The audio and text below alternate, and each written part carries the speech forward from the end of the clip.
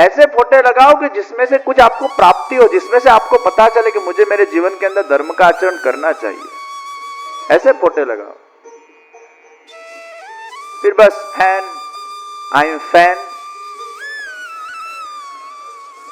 Fan यानी जो उड़ता है, गोल गोल घूमता है।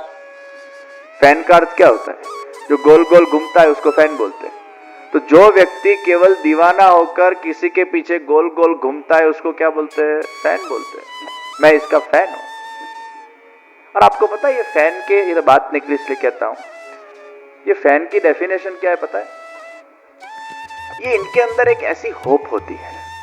आज किसी को अमिताभ बच्चन पसंद है, किसी को शाहरुख खान पसंद है, किसी को कोई पसंद है, तो इनके भी फोटा लगा के घर में देखते हैं उनका। तो इनकी साइकोलॉजी क्या होती है? मैंने ये पूरी साइकोलॉजी इन लोगों की स्टडी की कि इनके बुद्धि में ऐसा होता है कि काश, समझना, काश 0.1% ये मुझे प्राप्त हो जाए तो कितना अच्छा। अब उसको जिंदगी में वो मिलने वाला है नहीं, लेकिन एक होप है, काश। और फिर वो होप के अंदर उसका क्या होता है? मानसिक रूप से उस व्यक्ति के साथ उसका संयोग होता है, और मानसिक रूप से कल्पनाओं के अंदर वो जीता रहता है। उसकी कल्पना में वो उसके साथ घूमता है, उसके साथ बैठता है, कल्पनाओं के अंदर उसके साथ उसका एक संयोग होता है। उसमें इतना दीवाना और बन जाता है कि उसको ऐसा लगता है ये मेरा है, ये मेरा है, ये मेरा है, ये मेरा है।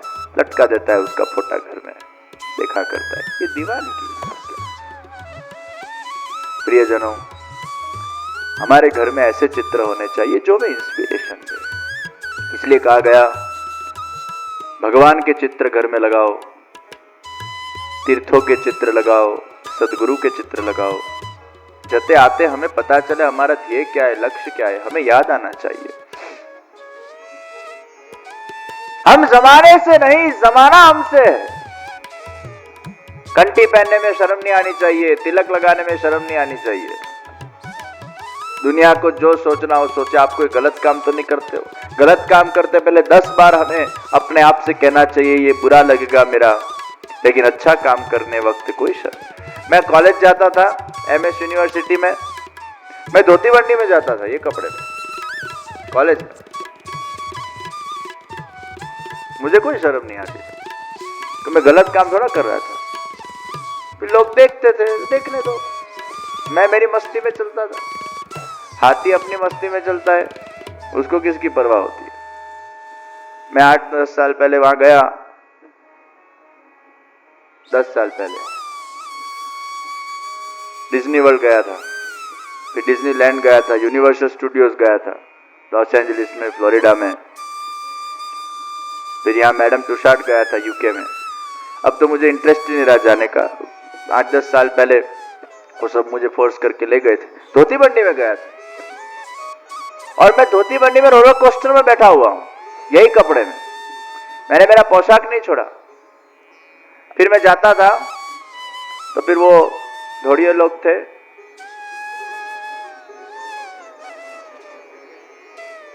धोड़ियों बोलूं तो जा मेरे भाई, सफेद ही अच्छा नहीं लगता है, कुछ हिंदी शब्द नहीं जमता है भाई, धोड़िया ही बोलना पड़ता है। अरे जानबूझ के बोलता है, ऐसा नहीं कि मुझे उसका ट्रांसलेशन नहीं आता, वो सफेद या अच्छा जमता नहीं है, वो धोड़िया ही जमता है। तो वो धोड़िए लोग मेरे पास आते, फिर मुझे कहते, मैं चलकर जाता कि can we have a picture with you. उनको ये कुछ अलग लगता था, अभी ये तो सब पहनते, पैंट शर्ट तो सब पहनते, ये कुछ अलग तंत्र है। तो फिर मैं वहां खड़ा रहता, फिर लोग मेरे साथ पिक्चर लेते, कुछ एक अलग विभूति लगते, तो मुझे तो आनंद आता था। देखो लाइट साक्षी पूर रही है। तो फिर वो फोटो देते मेरे साथ, फिर बहुत सारे लोग आने लगे। फिर तो मैं उनसे कहने लगा, मैंने कहा मैं स्टैच्यू ऑफ लिबर्टी की तरह यहाँ खड़ा हूं, जिसको आना हो आके फोटा पड़ाओ। पर स्टैच्यू ऑफ लिबर्टी और मेरे में इतना ही फर्क है, स्टैच्यू ऑफ लिबर्टी मशाल के साथ है, मैं शाल के साथ हूं। वो मशाल के साथ है, शाल के। हम जमाने से है, जमाना हमसे नहीं। प्रियजनों, अपने सिद्धांत को कभी छोड़ना नहीं चाहिए। सत्य पथ पर अगर आप आगे बढ़ते हो, सत्संग के अंदर जो डूबा है वो रत्नों को पाकर जाता है। क्या रत्न पाके जाता है? आचरण की सुगंध उसमें से निकलते। कौन से आचरण की सुगंध निकलती है? कि वो सतपथ पे आगे बढ़ता है, और इतना ही नहीं, दूसरे को बढ़ाता है। अकेला नहीं बढ़ता है, लेकिन दूसरे 10 को उस पाथ के ऊपर ले जाता है। यह सत्संग की पात्रता है। प्रियजनों, आचरण के रूप में लाना है। घबराना उससे चाहिए अगर हम बुरा करते, अगर हम अच्छाई के मार्ग पर है तो कोई घबराने की जरूरत नहीं है। 10 लोग अगर सिगरेट पीते होंगे और एक व्यक्ति अगर आधा अधूरा सत्संग सुनकर आएगा तो उसके मन में यह तो होगा कि मुझे सिगरेट नहीं पीनी चाहिए, लेकिन उसकी असर ज्यादा देर तक नहीं रहेगी। 1 दिन, 2 दिन, 3 दिन, 4 दिन, 5 दिन वो ग्रुप के दुस्संग उसको ऐसा लग जाएगा कि दुस्संग के प्रभाव से वो 10 के साथ रहकर 11वां व्यक्ति भी सिगरेट पीता हो जाएगा, क्योंकि सत्संग की उसके अंदर पात्रता सिद्ध नहीं हुई है। लेकिन जिसके अंदर सत्संग की पात्रता सिद्ध हुई है, वो कितना भी दुस्संगी व्यक्ति आकर उसके पास आकर बैठे, उसके अंदर ये ताकत खड़ी हो जाती है कि वो 10 की सिगरेट अपने पात्रता से छुड़वा सकता है। ये एक सत्संग की पात्रता का एक कमाल है। वो 10 को सुधार सकता है। वो खुद उसके ग्रुप के अंदर ज्वाइन नहीं होता है, वो दूसरे को बदल देता है। ये बदलाव वो पात्रता से आता है। अगर खुद बदलेगा तो दूसरे को बदलने का सिद्धांत देगा ना। खुद आचरण होगा तो दूसरे के अंदर वो आचरण की सुगंध को प्रकट कर सकता है, नहीं तो कैसे कर सकता है? खुद बाहर का खाता हो, फिर लोगों को से कहे कि बाहर का नहीं खाना चाहिए, तो कौन उसका मानने वाला है? तो खुद बाहर का खाता है, लोगों को बोलता है बाहर का नहीं खाना चाहिए, इसका क्या मीनिंग है? पहले खुद छोड़, फिर लोगों को बोल कि मैं तुम्हें कहता हूं बाहर का मत खाओ। तो सत्संग की पात्रता वो आचरण से सिद्ध होती है। और हमारे जीवन के अंदर सम्यक आपती समाप्ति के दिन कुछ प्राप्त करके जाए, तो कुछ तो प्राप्त करके जाओगे। कोई छिप प्राप्त करके जाएगा, कोई मछलियां प्राप्त करके जाएगा, और कुछ विरल लोग रत्न प्राप्त करके जाएंगे। प्रियजनों, प्राप्त कर जाना।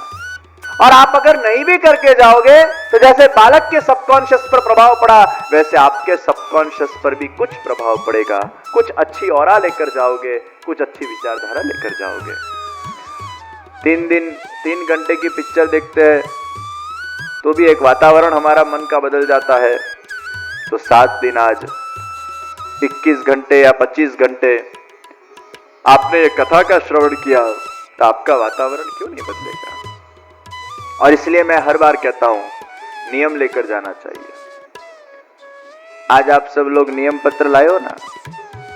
जो नहीं लाया है फिर भी टाइम होगा तो ले लेना और भर लेना। आपको कुछ नियम लेकर जाना है। प्रियजनों, ये पूर्णाहुति को मंगल बोलते हैं। मंगल पूर्णाहुति, मंगल समाप्ति। अर्थात मंगल का अर्थ क्या है? तो पूर्णाहुति को मंगल क्यों बोलते हैं? भाई एडिट कर देना वो भाई, बदन पाचावी डीवीडी आप भी तुम्हारे आए एडिट कर देજો। आने केवू पड़े અમારા વિડિયોગ્રાફરને, પાછા ભૂલી જાય તો બધું પાછા લોકો ઘેરે ડીવીડી જુએ કે આ પંખા ને લાઈટ નો પ્રસંગ ક્યાંથી આવી ગયો? पंखो फेमस थी जाए बेचारा।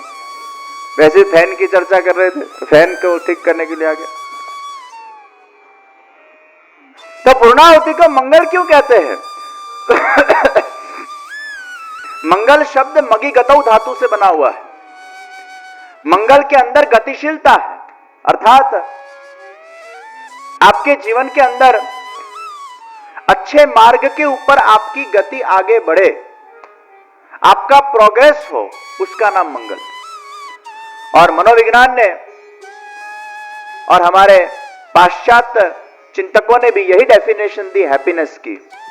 Progressive realisation towards your goal is happiness. आपके लक्ष्य के प्रति आपको जब प्रोग्रेस का अनुभव होता है, आप कुछ आगे बढ़ रहे हो, कुछ आपकी इच्छाएं पूरी होती जा रही है, that realisation itself is called as happiness. तो वही डेफिनेशन हमारे धर्मशास्त्र में से इन लोगों ने निकाली। मंगल यानी क्या? मगी गतौ धातु, progressive realisation towards your goal is called as मंगल। आप जहां हो वहां से कुछ आगे बढ़ो, जहां अटके हो वहां से कुछ आगे चलो।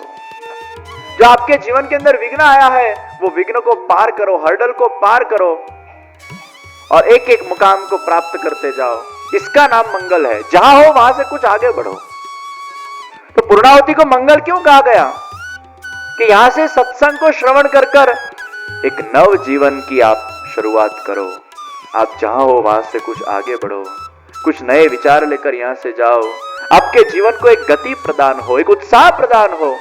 इसलिए हम कहते हैं मंगल पूर्णाहुति, जो एक अच्छे नव जीवन का शुभारंभ है, इसलिए उसकी पूर्णाहुति को हम मंगल कहते हैं। और कल्याण यानी, कल्य शब्द का अर्थ क्या है संस्कृत के अंदर? नव प्रभात। एक नया सवेरा आपके जिंदगी में आए, एक नया प्रभात आपके जीवन में आए। जो हुआ है वो सब आप भूल जाओ और एक नई ताजगी आपकी जिंदगी में आए।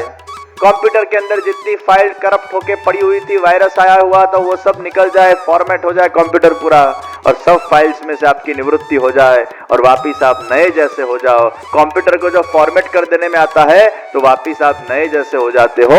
वैसे आपके जीवन के अंदर भी ईर्ष्या, द्वेष, विकार आदि जितनी भी वायरस वाली फाइल स्टोर हुई थी, वो सभी फाइल आप डिलीट कर देते हो, कंप्यूटर को फॉर्मेट कर देते हो। नया प्रभात आपके जीवन में आता है, नया सूर्य उगता है, नई जिंदगी की राह प्राप्त होती है। आप हताशा के अंधकार में से बाहर निकलकर एक आशा के उस प्रकाश के अंदर आपके जीवन को जीते हो। उसको हम बोलते हैं मंगल कल्याण। तो प्रियजनों, पूर्णाहुति वो आपका मंगल कल्याण करती है। तो कुछ लोग यहां से छिप लेकर जाएंगे, कुछ मछलियां लेकर जाएंगे, कुछ लोग यहां से रत्न को लेकर जाएंगे, कुछ तो लेकर जाओगे। सम्यकाप्ति समाप्ति।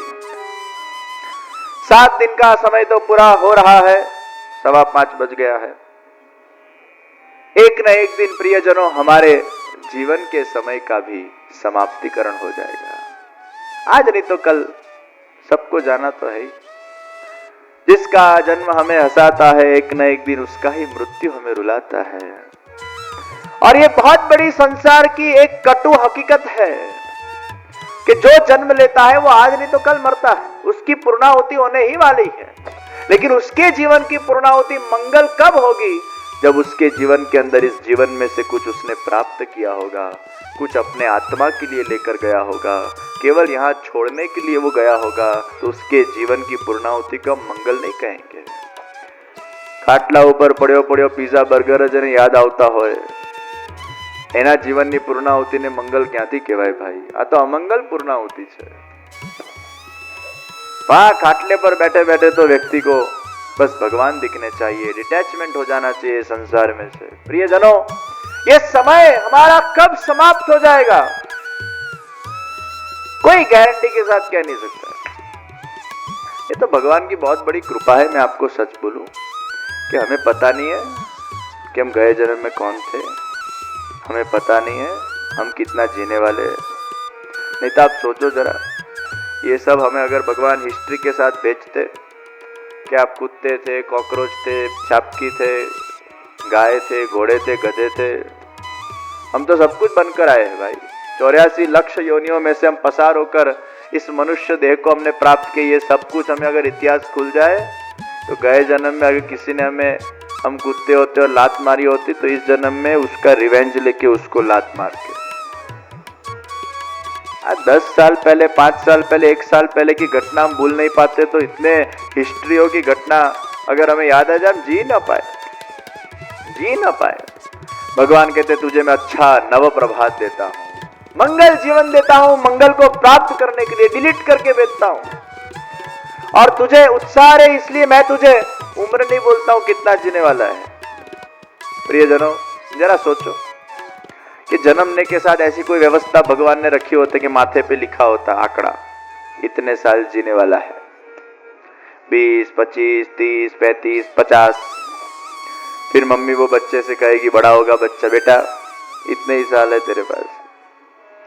फिर वो आदमी क्या जी पाएगा? फिर बर्थडे सेलिब्रेट करेगा, फिर बर्थडे के दिन मम्मी केक लाएगी, ये लाएगी, वो बच्चा बोलेगा अरे मत मनाओ, ये तो एक कम हुआ।